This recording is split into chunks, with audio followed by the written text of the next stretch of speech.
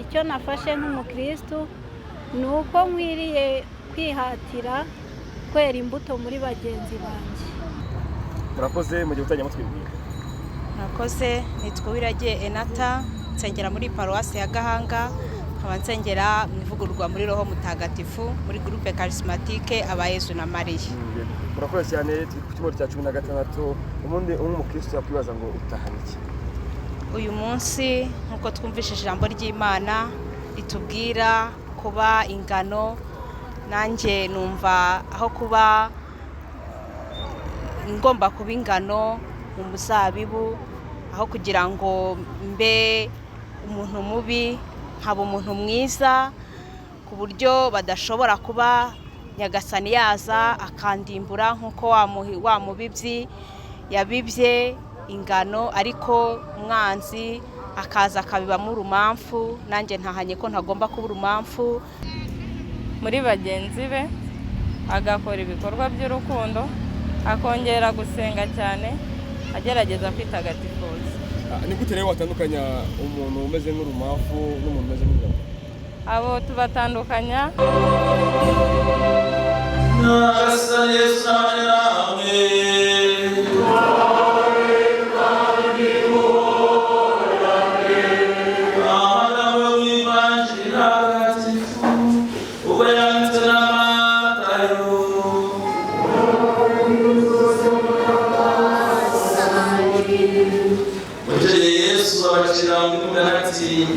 ingoma y'ishumeze n'umuntu wabise imbuto nziza mu murima we, ariko igihe abasinziriye umwanzi we arasaba umwavu hagati y'ingano nuko arigendera.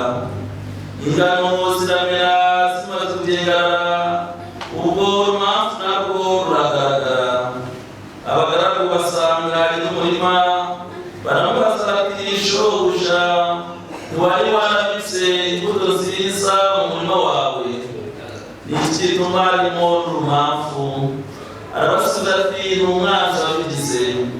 Abagaragu barongera bati urashaka ko tujya kurandura? Ati oya, muri uko gutoranya urumamfu mutavaho murandura n'ingano. Nimureke gukora zombi kugera mu isarura. Igihe cy'isarura nzabwira abasaruzi, nimubanze mutoranye urumamfu, muruhambiremo imiba mwijugunye mu muriro, naho ingano muzihurike mu kigega cyanjye. Abacira muri Mugarati, ingoma y'ijuru imeze nk'imbuto ya sinapisi umuntu yateye mu murima we, niyo ntoya mu mbuto zose, ariko iyo imaze gukura isumba imyaka yose y'umurima, ndetse ikaba iti ku buryo inyoni zo mu kirere ziza kwarika amashami yacu. Abacira muri Mugarati, ingoma y'ijuru imeze nk'umusemburo umugore yavanze n'inshuro 3 z'ifu kugeza igihe byose bidutunze.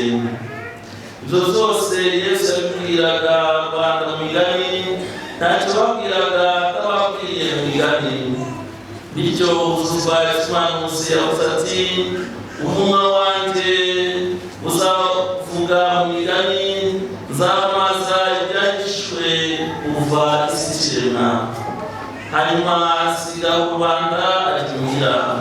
Nuko abigishwa be baramwegeye baramubaza bati dusobanurire umugani w'umwavu wo mu murima. Arabasubiza ati ubibaye imbuto nziza n'umwana w'umuntu. Umurima n'isi, imbuto nziza ni abana b'ingoma, urumamfu ni abana ba Nyakibi. Umwanzi wabwitse ni Sekibi, isarura iherezo ry'isi, abasaruzi ni abamarayika. Nk'uko rero batoranya urumamfu bakarujugunya mu muriro, nibwo bizagenda mu iherezo ry'isi. Umwana w'umuntu wazohereza abamarayika be bavangure mu ngoma ye abateye abandikwa mu cyaha bose n'inkozi z'ibibi zose, maze babahe mu nyenga y'umuriro, aho bazagera kandi bagahekenya amenyo. Ubwo intungane zizabengerana n'izuba mu ngoma ya se, ufite amatwi niyumve. Iyo ni ivanjiri ntagatifu mutagatifu nyagasani yesu nabane namwe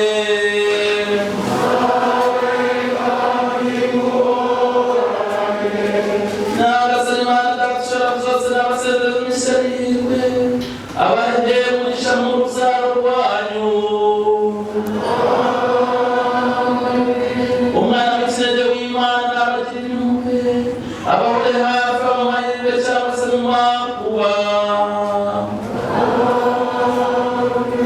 roho mutatu w'imana barasakaza urukundo rwe mu mitima yanyu namwe mwese bavandimwe muteraniye hano ushaka byose n'abaha umugisha imana data na mwana na roho mutagatifu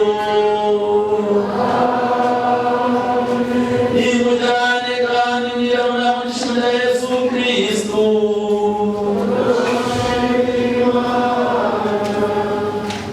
urakoze cyane utajya twibwira. nitwa Marie Grace Manirareba nkaba ndi umukristo gatolika usengera hano muri paruwasi ya Gahanga Saint Joseph.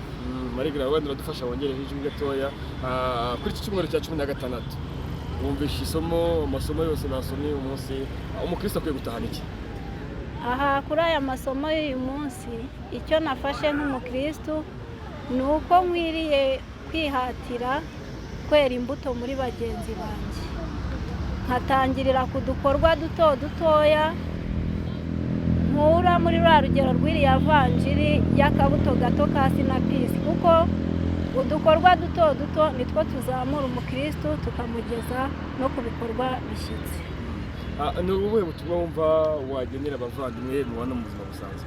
Ubutumwa nagenera abavandimwe tubana mu buzima busanzwe ni ukwihatira gukurikira inzira ya Kristo kuko ubuzima turimo ni ubuzima buzarangira kugira ngo rero wa munsi w'isarura ry'ingano tutazajya muri za mpamvu natwe tukajya mu muriro.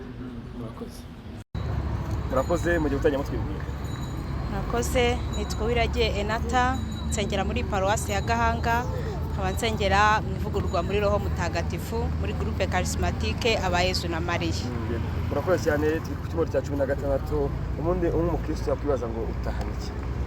Uyu munsi nkuko twumvishije ijambo ry'Imana ritubwira kuba ingano nanjye numva aho kuba ngomba kuba ingano mu muzabibu aho kugira ngo mbe umuntu mubi nkaba umuntu mwiza ku buryo badashobora kuba Nyagasani yaza akandimbura nkuko wa mubibyi yabibye ingano ariko umwanzi akaza akabibamo urumamfu nanjye ntahanye ko ntagomba kuba urumamfu ahubwo muri sosiyete mbamo abo tubana nabo bose nkababera ingano nziza ku buryo buri wese akunda Imana kandi naho ndi hose nkagaragaza imbuto nziza bityo abambona bagakurizaho gusingiza Imana kubera njyewe.